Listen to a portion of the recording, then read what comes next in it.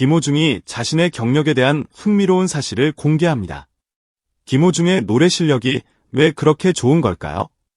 이 한 줄짜리 질문은 지금도 수많은 팬들의 머릿속을 맴돈다. 그래서 한 기자가 이 남자를 추적하기 시작했다. 혹시 이 모든 것이 포장된 서사, 잘 짜인 마케팅 각본은 아닐까? 혹시 김호중의 노래 실력도 어딘가에서 만들어낸 환상이 아닐까? 그렇게 시작된 일주일짜리 취재 끝에 남은 결론은 놀랍도록 단순했고 동시에 충격적이었다. 이 남자의 노래는 기술도 아니고 타고난 재능도 아니고 운도 아니었다. 이 남자의 노래는 그냥 생존의 엔진이었다. 1991년 10월 2일 울산에서 태어난 소녀는 처음부터 전형적인 끼 많은 예능 꿈나무가 아니었다. 교실에서 장난을 치며 자발적으로 노래를 뽐내던 관종 타입도 아니었다. 중학생이 되었을 때 그는 친구들보다 훨씬 빨리 자랐고 이미 몸 자체가 하나의 무기였다. 부산에서 열린 격투기 대회에서 우승했다는 소문이 돌 정도로 체력과 체격은 현실을 버티기 위한 생존 장비였다. 세상은 이미 거칠었고 그 거친 세상 앞에서 이 소녀는 선택해야 했다. 주먹을 더 세게 쥐고 살 것인가? 아니면 전혀 다른 무기를 찾을 것인가? 그때까지만 해도 노래는 그저 보너스였을 뿐이다. 모든 것이 바뀐 건 우연히 들른 CD 매장에서였다. 먼지 쌓인 음반 진열대 사이 소년의 손에 우연히 들어온 한 장의 음반. 그리고 그 속에서 흘러나온 파바로티의 투란도트, 내순 도르마. 고작 3분 남짓한 아리아 한 곡이 어린 소년의 인생 구조를 통째로 뜯어고쳐버렸다. 누군가는 BTS를 보고 꿈을 얻고 누군가는 책 한 문장에 인생을 뒤집힌다. 김호중에게는 그 3분짜리 아리아가 인생을 갈아엎는 기폭제였다. 나도 저렇게 부르고 싶다가 아니라 저 소리로 살아보고 싶다는 감각에 가까웠다. 그때부터 그의 삶에서 노래는 취미나 재능이 아니라 거친 세상에서 자신을 지키기 위한 새로운 무기가 되었다. 하지만 이 무기는 예쁘게 다듬어진 악기가 아니었다. 처음부터 천재의 계시처럼 떨어진 신비로운 재능도 아니었다. 거친 현실과 오해, 분노, 방황이 뒤섞인 시간 속에서 목소리는 칼날처럼 벼려졌다. 한 번은 그의 삶이 완전히 어두운 쪽으로 미끄러지기 직전까지 갔다. 조직폭력배 세계의 문턱을 서성이던 시기, 보통 사람이라면 더 깊은 어둠으로 내려갔을 그 순간, 이 남자의 인생 회로는 이상하게도 다른 방향으로 돌아갔다. 어떤 사람은 분노를 주먹으로 풀고, 어떤 사람은 술과 밤거리로 도망친다. 그런데 이 남자는 그 순간, 소리를 더 세게 밀어붙였다. 성대를 더 혹독하게 혹사시키고, 혀와 모음을 더 잔인하게 갈아냈다. 그게 그의 두 번째 레벨업이었다. 그의 은사서수용은 훗날 이렇게 단 한 문장으로 이 시기를 정리했다. 저 아이는 기술을 하려고 노래한 게 아니라 자기를 구하려고 노래했어요. 기자는 이 말을 듣고 한동안 말을 잇지 못했다. 우리가 음반에서 듣는 김호중의 화려한 고음, 감동적인 저음, 그 모든 소리는 사실 생존의 기록에 가깝다는 사실을 깨달았기 때문이다. 누군가에게 노래는 박수와 환호를 얻기 위한 도구일지 모른다. 그러나 그에게 노래는 좁디 좁은 현실에서 빠져나오기 위한 탈출구였다. 성악을 시작한 뒤의 이야기는 더 극적이다. 대중은 고등학생 때 내순 도르마를 단 3달 만에 무대에서 완성해냈다는 에피소드를 천재의 증거로 소비한다. 하지만 취재를 해보면 현장에 있었던 사람들은 정반대로 말한다. 그것은 기적이 아니라 거의 광기에 가까운 훈련 때문이었다고. 기숙사 복도에 플리커링되는 형광등 아래 모두가 잠든 시간에 혼자 같은 한 소절을 수십 번, 수백 번 반복하는 학생. 모음 하나, 자음 하나의 끝을 다듬기 위해 혀를 계속 깨물고 발음의 각도를 조정하고 호흡을 다시 세우는 밤들. 성악의 세계는 음색이 아니라 모음의 정합성으로 승부하는 세계다. 그 세계에서 그는 자신의 성대를 돌덩이처럼, 쇳덩이처럼 깎아내고 있었다. 스승이 그만하고 들어가라고 말해도 그는 남았다. 문 닫힌 연습실, 공기조차 무겁게 내려앉은 그 공간에서 혼자 벽을 향해 소리를 던지고 또 던졌다. 발음이 1mm 삐뚤어졌다고 느껴지면 다시 처음부터.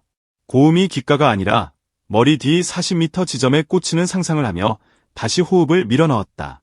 마이크도 없던 시대에 설계된 성악 발성은 원래 전방 수십 미터를 뚫고 나가는 소리를 만드는 기술이다. 그 기술을 몸에 각인시킨 사람이 마이크를 손에 쥐고 트로트를 부르기 시작한 것이다. 그러니 결과는 당연했다. 소리가 무조건 강렬해질 수밖에 없다. 그래서 김호중에게 장르라는 라벨은 별 의미가 없다. 발라드, 트로트, 아리아, 국악, 파페라. 그는 곡의 장르보다 몸에 배어있는 성악 근육을 먼저 꺼낸다. 같은 노래라도 그의 목을 통과하는 순간 김호중 스타일이 된다. 음의 시작과 끝, 모음의 곡선, 자음의 공격성이 모두 다르게 설계되어 있기 때문이다. 관객은 역시 타고난 천재야라고 쉽게 말하지만 기자가 취재한 결과는 정반대였다. 김호중의 보컬은 신동영 천재가 아니라 훈련형 괴물의 결과물이었다. 천재는 타고난 선물을 가지고 출발하지만 괴물은 없는 것을 만들어낸다. 이 지점을 가장 극적으로 증명한 사건이 바로 세계적인 테너 안드레아 보첼리와의 인연이다. 어느 날 업계에 충격적인 소문이 퍼졌다. 보첼리가 신곡을 한국 가수 한 명에게 보냈다. 처음에는 누구도 믿지 않았다. 하지만 곧 그것이 사실이라는 것이 드러났고 업계 관계자들은 이 사건을 이렇게 정의했다. 이건 그냥 곡 제공이 아니라 기적을 선물한 거다. 보첼리가 김호중의 목소리 안에서 새로운 가능성을 봤다는 뜻이다. 보첼리는 아무에게나 곡을 주지 않는다. 그가 내미는 곡은 일종의 임명장이다. 너를 같은 테이블로 부르겠다는 초대장이다. 그 말을 들은 순간 기자의 머릿속은 잠시 멈췄다. 이 말은 곧 이렇게도 해석될 수 있기 때문이다. 보첼리는 김호중을 트로트 가수라는 좁은 박스에서 꺼내 세계 무대에서 함께 논의할 수 있는 목소리로 올려놓았다. 그는 김호중의 목소리 안에서 선천적인 아름다움보다 더 무섭고 더 오래 버티는 근육형 가능성을 본 것이다. 그 근육의 출발점은 어디였을까? 독일과 이탈리아에서 받은 혹독한 레슨, 할머니의 유언처럼 가슴 깊이 새겨진 한마디, 방황과 논란, 조직적 오해, 그리고 전국적 화제였던 미스터 트롯의 격전장까지. 수많은 사건이 그의 성대를 한 겹 한 겹 강화하며 지금의 구조를 만들었다. 그래서 김호중의 노래 실력은 단순히 목과 호흡의 문제가 아니다. 구조의 문제다. 소리를 만들어내는 몸의 구조, 삶을 버텨온 정신의 구조, 무대 위에서 관객과 마주하는 태도의 구조. 언뜻 보면 그의 노래는 감정이 폭발하는 것처럼 들린다. 그러나 성악가의 세계에서 감정은 느낌으로 던지는 것이 아니라 정확한 호흡성과 모음의 아치로 구현하는 데이터에 가깝다. 울컥하는 눈물의 순간에도 발음의 곡선이 있고 절규처럼 들리는 클라이맥스에도 공기의 밀도가 계산되어 있다.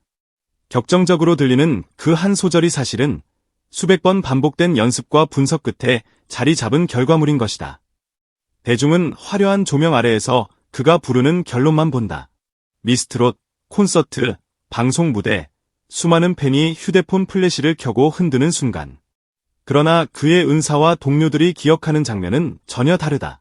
공기가 무겁게 내려앉은 연습실, 겨울에도 김이 서리는 호흡, 발음 하나가 틀어질 때마다 거울 앞에서 표정과 입모양을 다시 뜯어보던 고등학생. 성대가 부어올라 목소리가 잠겨도 다음날 다시 연습실 불을 켜던 그 밤들. 그 지옥 같은 시간을 버텨낸 사람이 지금 세계적인 테너에게 신곡을 선물 받는 주인공이 된 것이다.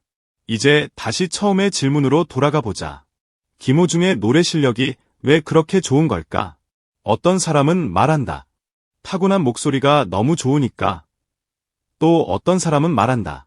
성악을 해서 기본기가 다르니까. 모두 틀린 말은 아니다. 그러나 일주일 동안 그를 취재하고 주변 동료와 은사, 오랜 팬들까지 인터뷰한 기자가 내린 결론은 조금 다르다. 김호중의 노래 실력은 타고난 천재성도 한두 번의 극적 장면도 아니다.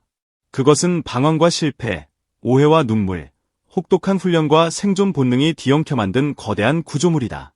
천재가 아니라 노동자의 구조, 신동이 아니라 괴물의 구조. 그러니 지금 우리가 듣는 김호중의 목소리를 완성형이라고 부를 수 있을까? 아니면 이 모든 것은 아직 진행 중인 중간 점검표에 불과한 것일까? 만약 그가 지금 이 지점에서 다시 한번 성악적 근육을 뜯어내고 트로트와 대중음악의 틀을 다시 뒤집어 더 높은 구조를 만들기로 결심한다면 그 다음 단계에서 나올 소리는 도대체 어떤 소리일까? 지금까지의 김호중이 생존을 위해 목소리를 벼려온 남자였다면 앞으로의 김호중은 살아남은 뒤